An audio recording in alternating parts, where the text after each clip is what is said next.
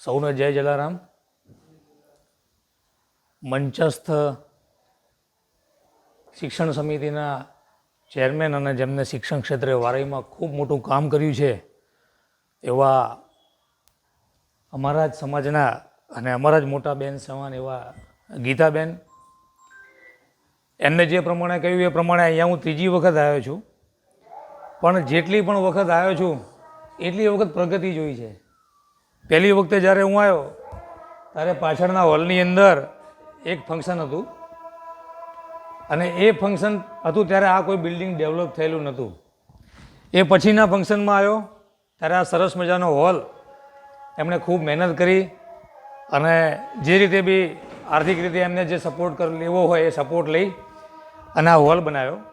અને આજે જ્યારે ત્રીજી વખત હું અહીંયા આવ્યો છું ત્યારે જોઉં છું તો બહાર સરસ મજાની એમને બુરાણ કરી અને એક સારું પ્રિમાઇસીસ ઊભું કર્યું છે. બહાર ઝાંપો પણ લગાવ્યો છે, ફૂલઝાડ પણ વાયા છે અને એમનું વિઝન છે કે હજુ પણ આગળ સારું એવું મોટું ગાર્ડન બને અને સંકુલનો વિકાસ થાય.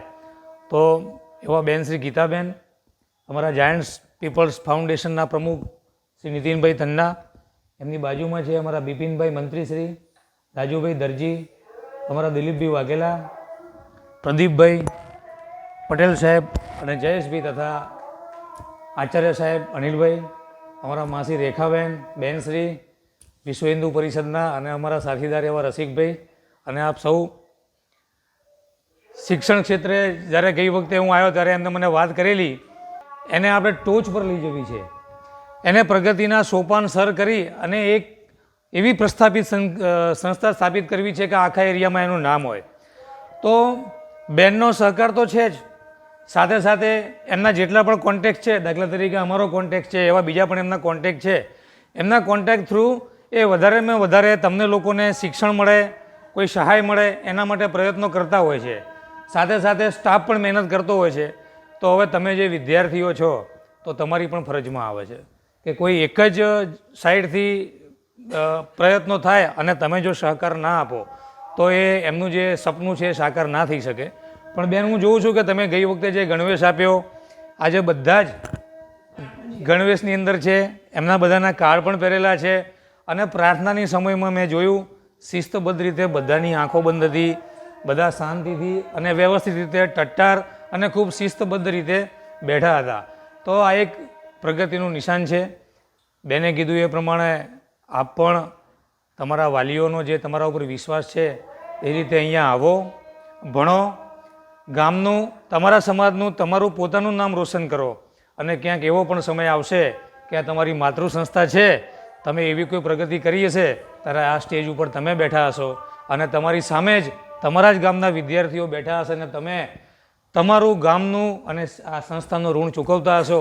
એ દિવસ બહુ મહત્ત્વનો હોય છે. તમે એવું જ્યારે નક્કી કરી લો કે ભાઈ હું શિક્ષણ ક્ષેત્રે આગળ વધી અને નામ મારું થશે ત્યારે આ સંસ્થાનું ઋણ ચૂકવવા માટે ચોક્કસ આગળ આવીશ. તો આપ સૌને ખૂબ ખૂબ શુભેચ્છાઓ. સાથે સાથે બેન, હું આવ્યો છું તો જાયન્ટ્સ પીપલ ફાઉન્ડેશન જે અમારું ચાલુ રહ્યું છે એના માટે ખાલી બે જ વાત કરી દઉં કે અમે 20 કે 25 જણનું જાયન્ટ્સ પીપલ ફાઉન્ડેશન કરીને અમારું એક જૂથ ચાલે છે. એના પ્રમુખ નીતિનભાઈ તન્ના છે. અમારા કાયમી પ્રકલ્પ ચાલી રહ્યા છે. દર મંગળવારે માનસિક આરોગ્ય કેન્દ્ર કરીને હારીજની અંદર મારા દવાખાને માનસિક રોગોના ડૉક્ટર આવે છે મંગળવારે. આપણા ત્યાં આ બીજી કે ત્રીજી વખત વધાર્યા છે.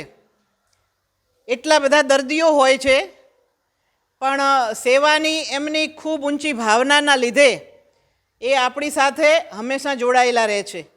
પ્રથમ વખત આપણા ત્યાં ફેબ્રુઆરીમાં આચાર્ય સાહેબની નિમણૂક હતી ત્યારે વધાર્યા હતા.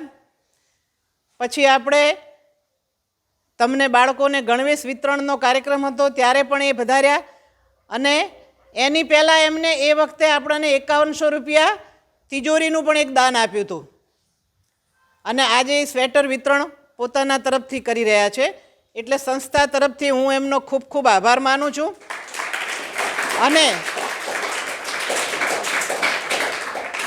પરમાત્મા એમને શુભ કાર્યો કરવાની આવી શક્તિ આપે.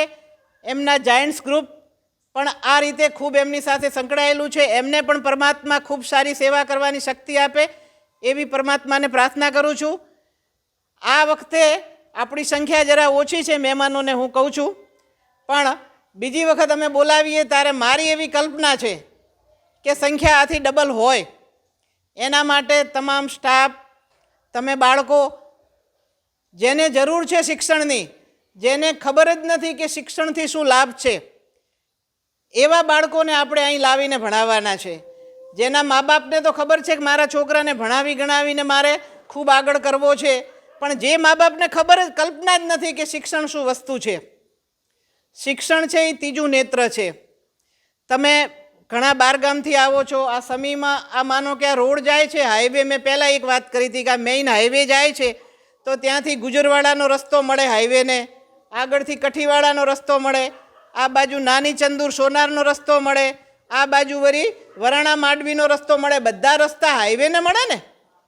એમ શિક્ષણ એવો હાઈવે છે કે તમારે કંઈ પણ કરવું હોય તો એ હાઈવે ઉપર ચાલવું જ પડે, અને હાઈવે ઉપરથી જ બધા રસ્તા નીકળે. શિક્ષણ લો તો ડૉક્ટર બની શકો, સારા ખેડૂત બની શકો, સારી ગૃહિણી બની શકે, કેટલા બધા કોર્સો છે, એન્જિનિયર, કેટલી દુનિયામાં એટલા બધા કોર્સો નીકળ્યા છે જેની કોઈ કલ્પના ના કરી શકાય, પણ એના માટે શિક્ષણ બહુ જરૂરી છે. એટલે શિક્ષણ વગર આ દુનિયામાં કશું જ શક્ય નથી. હવે તો તમને ખબર નથી, એઆઈનો જમાનો આવ્યો છે, એના વિશે પછી તમને ક્યારેક વાત કરશું, પણ દુનિયા ખૂબ આગળ વધી ગઈ છે. તમારા જેવી, તમારા મા બાપ જેવા અભણ બેન, હાવ અંગૂઠા છાપ બેન, એ સાંતલપુરના એક ગામડામાં ડ્રોન આપ્યું છે એને સરકારે, સખી મંડળ નંબરની એક સંસ્થા ચાલે છે, એમાં ડ્રોન આપ્યું છે ને ડ્રોનથી ખેતરમાં દવા છાંટે છે. હાવ અભણ બેન છે, પણ એની કોઠા સૂઝ છે. તો આપણે ભણેલા તો કેટલું બધું કામ કરી શકીએ. એટલે તમને આજે સ્વેટર વિતરણનો કાર્યક્રમ એટલા માટે કરી રહ્યા છીએ કે તમને એમ લાગે કે આ અમને કેમ આપે છે. તમે કાંઈ અમારા મામા ભાઈના દીકરા દીકરીઓ છો? કોઈ નથી ને સગા, પણ આ દાતા કેમ આપે છે? એમની એક એવી ભાવના છે ખૂબ આગળ વધે અને ભવિષ્યમાં પોતાની સારી કારકિર્દી ઘડે. શિક્ષણથી તમે માનો કે કોઈ સારી નોકરી લાગશે 50,000-50,000ની, તો તમે અમને તો કંઈ પહેલો પગાર આપવા આવવાના નથી, પણ તમારું જીવન તો સુધરવાનું છે. તમારું જીવન સુધરશે તો તમારા નાના ભાઈ બહેનને તમે ભણાવશો, તમારા આજુબાજુના પાડોશીઓને કહેશો કે હું ભણેલો છું. તમે આવી રીતે એ મદદ કરે છે, કાલ તમે મદદ કરશો, અને તમે શિક્ષિત બનશો તો દેશ શિક્ષિત બનશે અને રાષ્ટ્રની પ્રગતિ થશે. આપણા થકી તો રાષ્ટ્ર છે, આપણે છીએ એ જ દેશ અને દુનિયા છે, આપણા બધાથી જ બનેલી છે. એટલે આપણામાં સારા સંસ્કાર આવે, ભણેલા હોઈએ તો સંસ્કાર આવે. આના માટે તમારા પ્રોત્સાહન માટે તમને આજે સ્વેટરનું વિતરણ કરવાનું છે, તમને ડ્રેસનું પણ વિતરણ કર્યું છે. આવતા વર્ષે વિશેષ કંઈક સુવિધાઓ સાથે આપણે હજુ આગળ વધવાના છીએ. દાતાઓ આવતા જશે, આપણને મદદ કરતા જશે, અને તમે એ મદદ એવું નહીં માનતા કે આ મદદ કરે છે એટલે ભણવા જવું છે, સ્વેટર મળે છે, ડ્રેસ મળે છે એટલે ભણવા જવું છે, એવી વાત મગજમાં કાઢી નાખજો. તમે ભણો છો એટલે આ મદદ મળે છે, આવી એક કલ્પના રાખજો, અને દેશ અને દુનિયાનું નામ તમારા થકી આગળ થાય. તમારા મા બાપ તમારા માટે એટલી બધી આશા અપેક્ષાઓ લઈને બેઠેલા છે, અને અહીં આવીને તમે રખડો તો એ નકામું પડે. એટલે આજના પ્રસંગે આપણા દાતાશ્રી ડૉક્ટર સંજયભાઈ, એમનું હું હાર્દિક સ્વાગત કરું છું. એમની સાથે આવેલા જાયન્ટ્સ ગ્રુપના પ્રમુખ, મંત્રી, હોદ્દેદારો તમામનો હું ખૂબ ખૂબ ઋણ સ્વીકાર કરું છું, અને સંજયભાઈને ખૂબ ખૂબ અભિનંદન આપી મારી વાત પૂરી કરું છું. જય હિન્દ, જય માતા.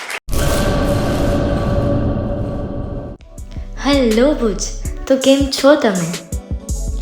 આજે હું તમને એવા શોરૂમની વિઝિટ કરાવું છું જે છેલ્લા 10 વર્ષથી કચ્છની જનતાના પ્રેમ અને વિશ્વાસથી મહેકતું લુગડા બજાર ફેમિલી શોરૂમ. આ શોરૂમમાં સ્ટાર્ટિંગ પ્રાઇસ 399થી છે, જેમાં kids wear, girls wear, boys wear અને જેન્ટ્સ વેર અને લેડીઝ વેરમાં પણ ન્યૂ વેરાયટીવાળું કલેક્શન પણ જોવા મળી રહેશે. અને જેન્ટ્સ માટે વેડિંગ કલેક્શન અને કુર્તા કલેક્શન પણ બહુ જ સારું છે. એનિમલ મૂવીનો પાર્ટ 2 આવે કે ના આવે, પણ એનાથી પહેલાં અમે લઈ આવ્યા છીએ લુગડા બજાર પાર્ટ 2, જેમાં તમને કિડ્સ વેરમાં વિન્ટર વેર સમર કલેક્શનનો ન્યૂ સ્ટોક આવી ગયો છે. લેડીઝ વેરમાં પણ ન્યૂ ડિઝાઇનમાં kurti, top and coat set best price थी स्टार्ट थाय छे. तो जेंट्स वेर में भी मिल जाएगा बॉस.